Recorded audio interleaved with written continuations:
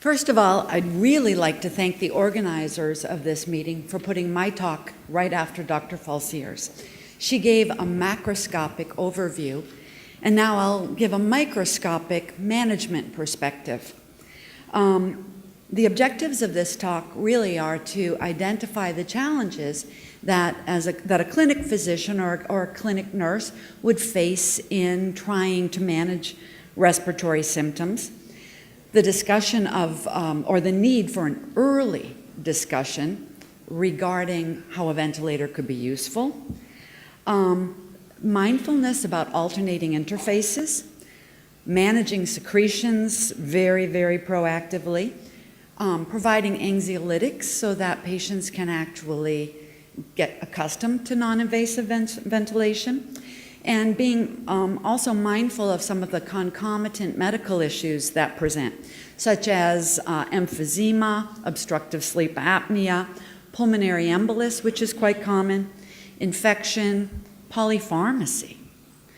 And then the importance of insight into the problem and why it's so difficult for patients to use NIV with FTD because of that lack of insight.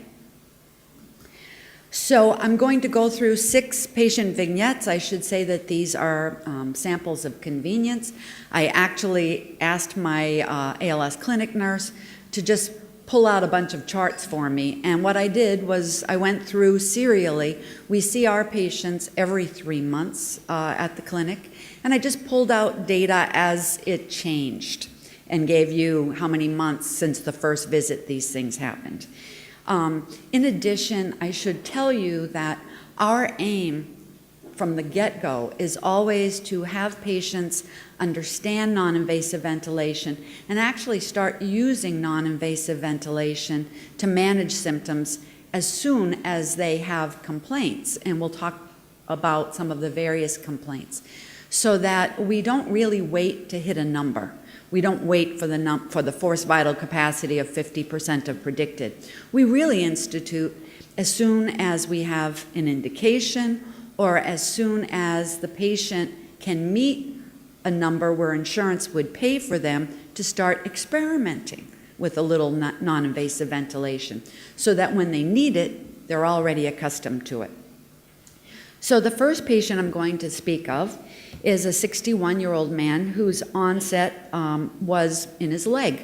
And when I first met him, he had already had a 3-year history of something in the leg, which he never really sought any medical attention for. It just felt tight.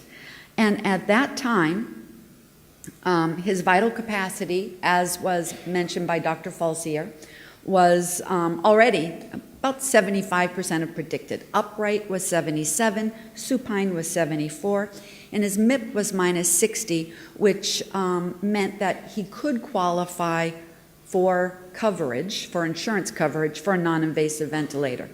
We did a polysomnogram, and actually we did a simple in-home polysomnogram with one of the newer devices where patient can just be hooked up in their home. And he had an apnea-hypopnea index of 22.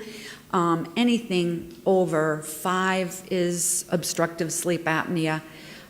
With concomitant medical problems, you can even have an apnea-hypopnea index of greater than 3 significant. So at that time, he was quite a number of years ago, we started him on variable positive airway pressure. That was probably the easiest to use device at the time.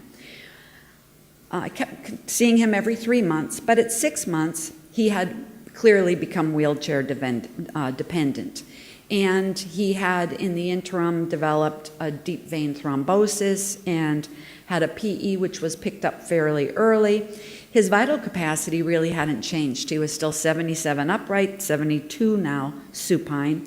His MIP had improved a little, and he was now using, and when he came to me from the hospital, he was now using oxygen along with his non-invasive ventilator. And his overnight oximetry was 97% of predicted. Certainly, he was placed on Coumadin, and we did bleed the oxygen through his VPAP for a while. And then through serial monitoring of nocturnal oximetries, we were able to wean that away, so he was using his ventilator only. 2 years after my first visit with him, he was complaining of a great deal of fatigue, even though he had a VPAP machine. His vital capacity, upright and supine at that point, was 51% of predicted. And interestingly, his MIP looked better than it had before. And this just goes to show what a variable measure MIP can be sometimes. So we switched his type of machine. So a Trilogy is a newer model machine which is more sensitive in the feedback loops from the patient and which can actually guarantee a tidal volume. So it's pressure supported volume guaranteed. So it is a nicer machine, costs more too. At 32 months, at 32 months, actually, this is written a little wrong, he started having panic attacks during the day. He didn't know why. He would just feel like he needed to get outdoors all of a sudden during the day. At that point, his vital capacity was actually only 30% of predicted. And so we told him to try using his Trilogy during his panic attacks as well. In addition, because of the fact that he was finding it less and less comfortable to be taking off his mask to eat, we talked about placing a peg. At 35 months after my first visit, he was using his non-invasive ventilator so much that he had a nasal decubitus.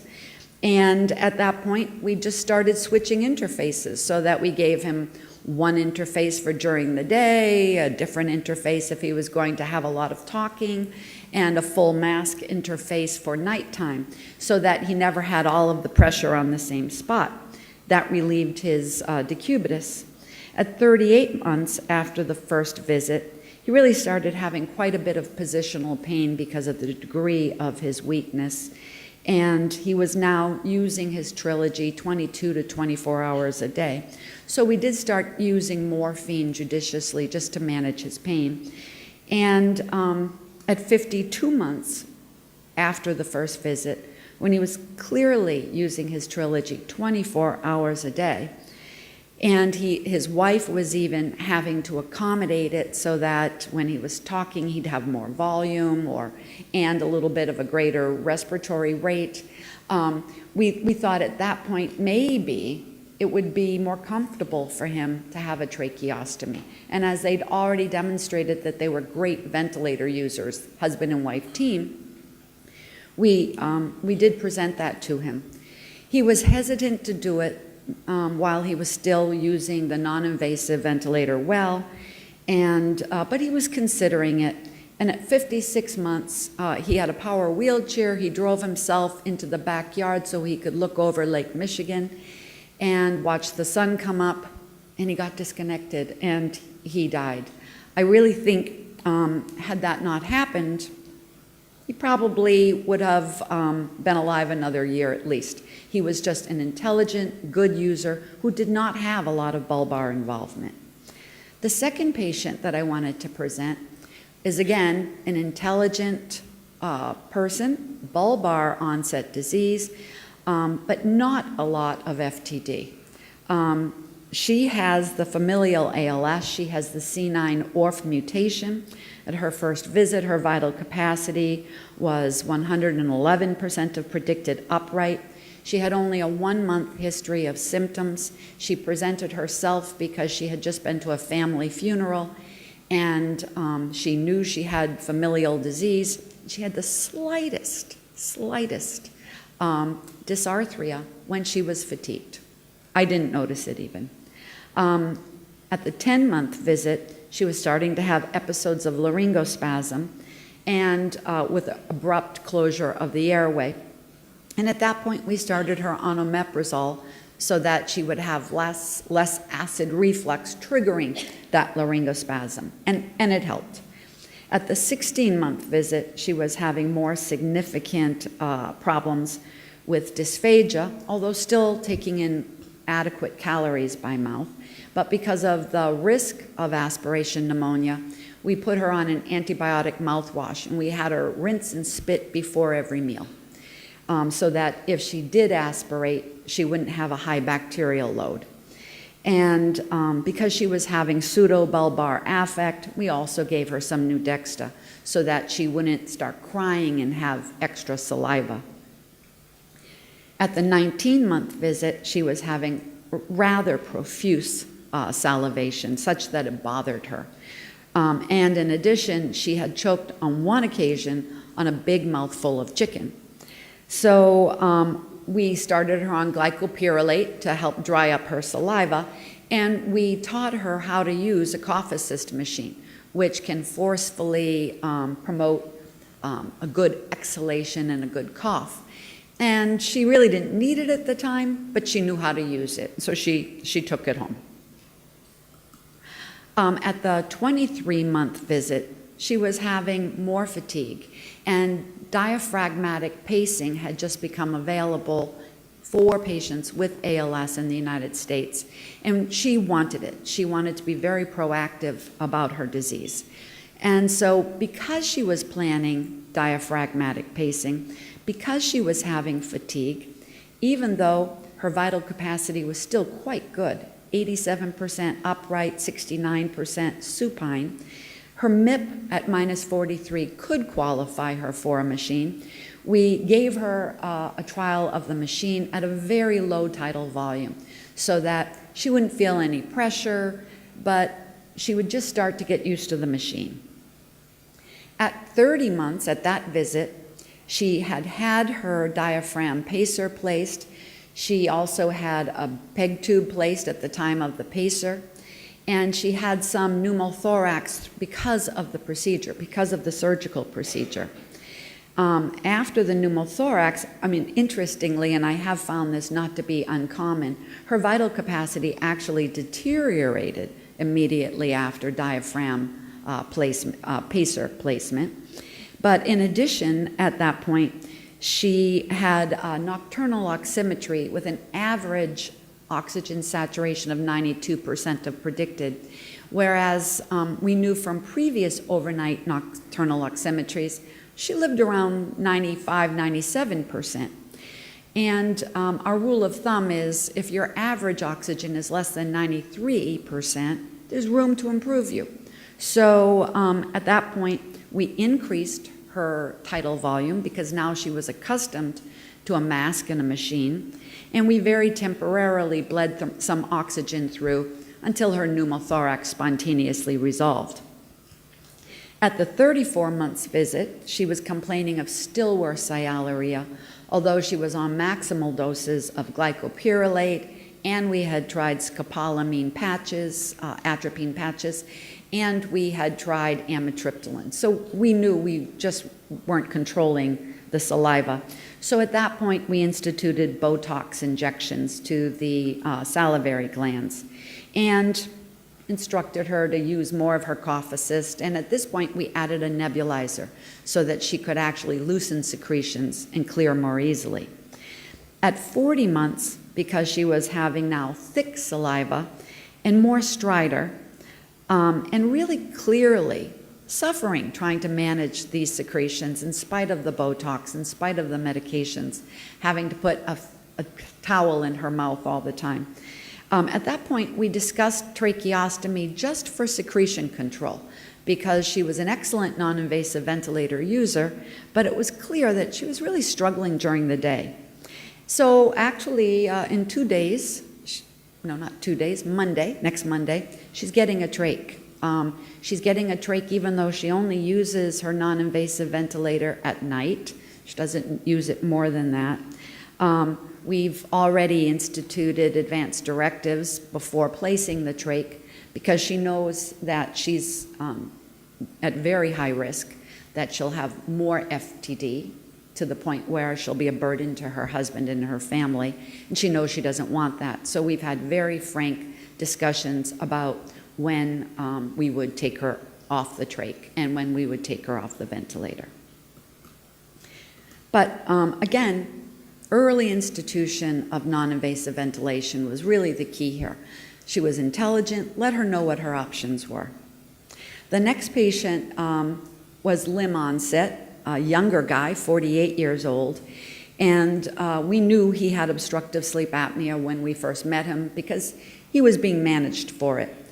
So when we first met him, he had 1 year history of right hand weakness, right hand only.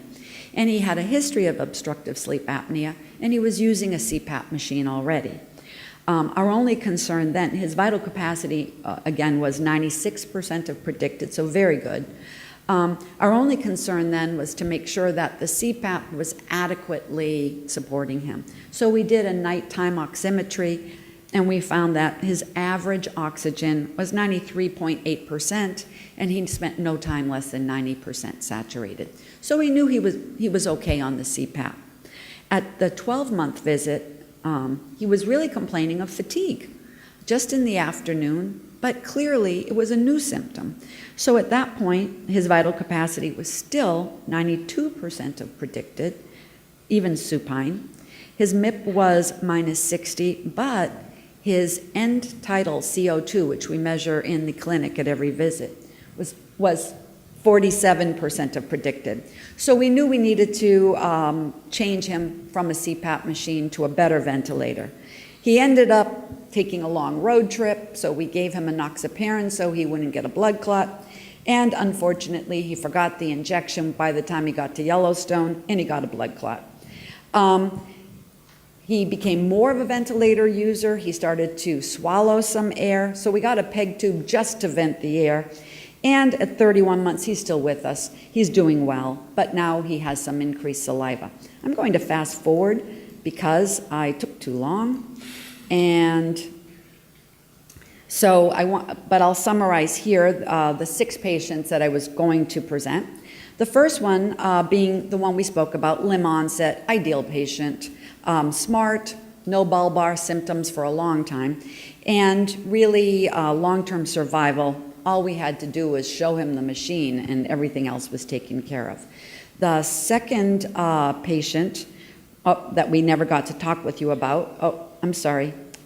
The first one was the C9orf, I'm sorry. She did very well. Introduced early with bulbar symptoms, introduced non-invasive ventilator early. The second patient was our long-term user. Just you had to bring the horse to water. He would drink on his own. I'm sorry.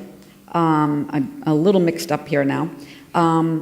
Let me otherwise say we had one of the patients that I didn't get to present to you who had a pain disorder, was already really using polypharmacy big time, so that his nocturnal oximetries were in the 70s because of so much narcotic use and many benzodiazepines as well. And we had a very tough time getting him not to just go to a medication, instead to actually relax and try a machine.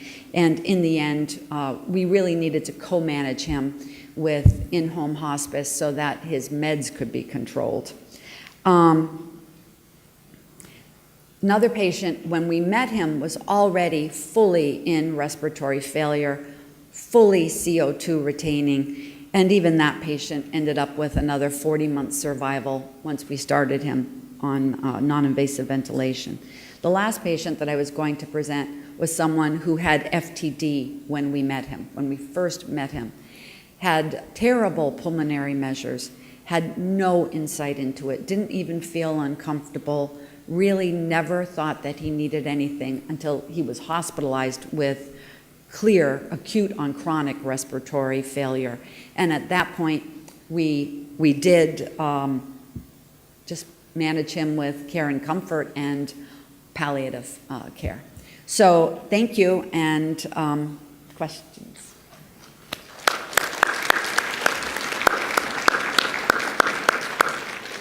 We've got time for 2 questions. 2 quick questions. 1 slightly longer question. Yep, Thanks. stand in the front. Thank you very much. Just slightly tangentially, I'm curious at the number of people that have Ps and DVTs. Is that something that you're routinely assessing for? Always. Always. We assess for it at every visit because it happened. It happened more than we appreciate because these patients will have a slight uptick in symptoms, but if you don't assess for it, I don't assess for PE at every visit, but we assess for DVT commonly. Clinically, or are you using measures at all? Clinically and at the drop of a hat doing an ultrasound as well. So that we'll measure the calves at every visit and squeeze them and look at the feet. But really, we'll get ultrasound, I would say, on maybe 20% of our patients at a clinic visit, just because there's a suspicion and we have a high index of concern. Thank you. Please join with me in thanking Deborah for her presentation.